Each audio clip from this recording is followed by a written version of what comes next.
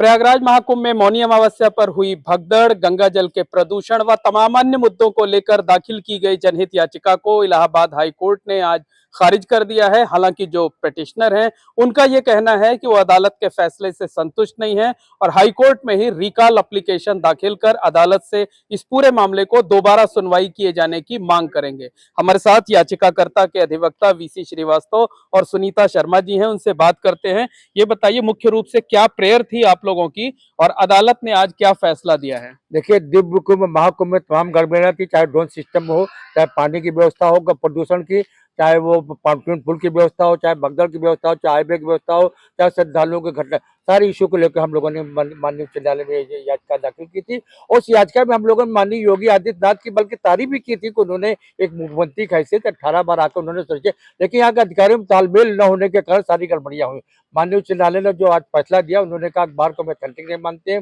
दूसरी, उन्होंने कहा सूर्य चंद्र पांडे ने ऑलरेडी रिट फाइल कर रखी है। और तीसरी चीज कहा कि जो है गवर्नमेंट ने सारी इंक्वायरी सेटअप कर रखी है। इस संबंध में सिर्फ इतना करना चाहूंगा कि अखबार की जो न्यूज होती है अथेंटिक होती है, इसी में तमाम सब मोटिव फाइल हुए, वो हम उससे संतुष्ट नहीं थे। जहाँ तक सुरेश चंद्र पांडे की जजमेंट की बात है, उन्होंने केवल भगदड़ को लेकर किया। जहाँ तक गवर्नमेंट के लिए द्वारा इंक्वायरी सेटअप करने की बात है, केवल भगदड़ के लेकर किया गया। हमने तमाम इशू को लेकर किया। मैं समझता हूँ कि माननीय उच्च न्यायालय ने तमाम इशुओं को बहुत ही गहन पूर्वक विचार विमर्श नहीं किया, जहाँ तक मैं समझता हूँ। और इसको लेकर पुनः हम लोग इस बात कर, देखिए ये सारी घटना मानवीय संवेदना से जुड़ी है, मेरी अपनी घटना नहीं है।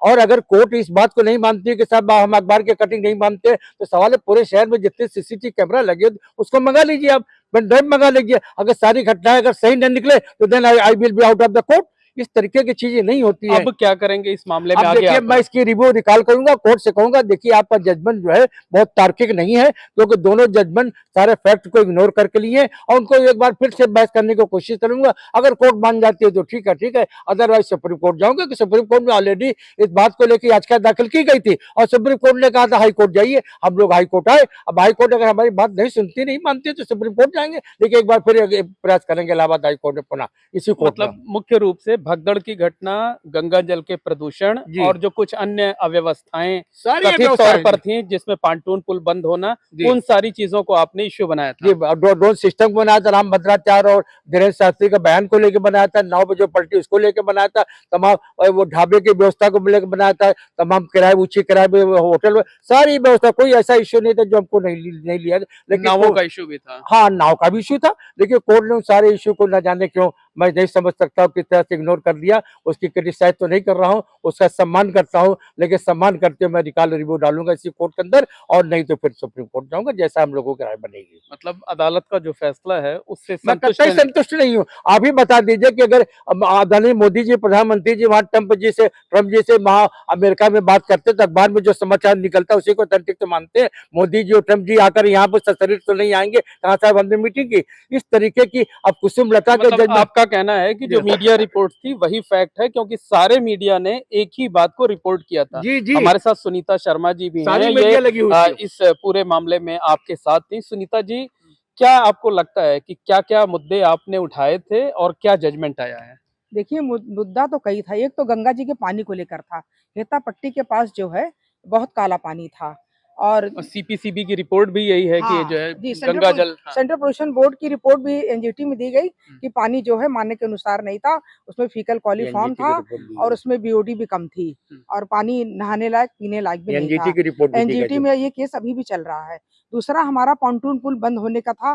30 पुल होते हुए भी लोगों को इतनी दिक्कत हुई, केवल 2 पुल उधर डीपीएस का, 2 पुल इधर हेता पट्टी का, उसको उन्होंने चलाया। तीसरा जो है स्टैम्पीड हुआ, भगदड़ जो हुई है, उसकी पूरी रिपोर्ट नहीं, उसमें कोई पारदर्शी नहीं है।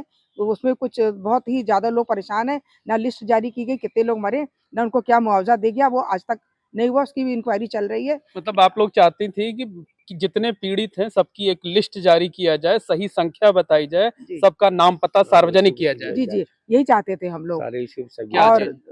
और तीसरा जो राम भद्राचार्य और धीरेन्द्र शास्त्री ने अकाल मृत्यु मरने वालों को मोक्ष कह दिया, एक ये भी हमारा मुद्दा था।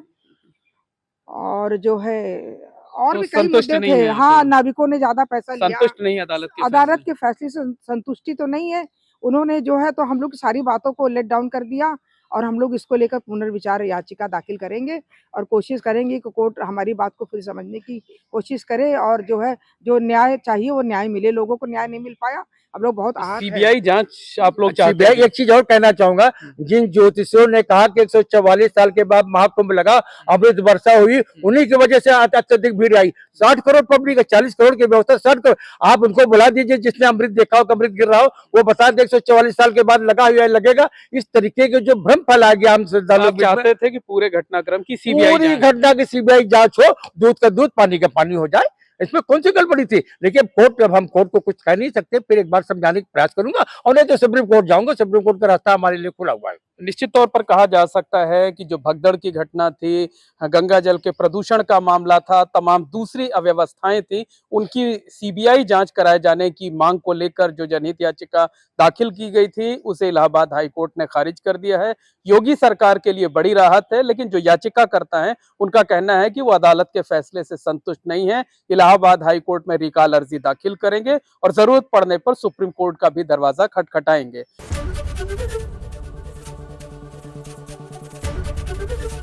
एबीपी गंगा, खबर आपकी, जुबान आपकी।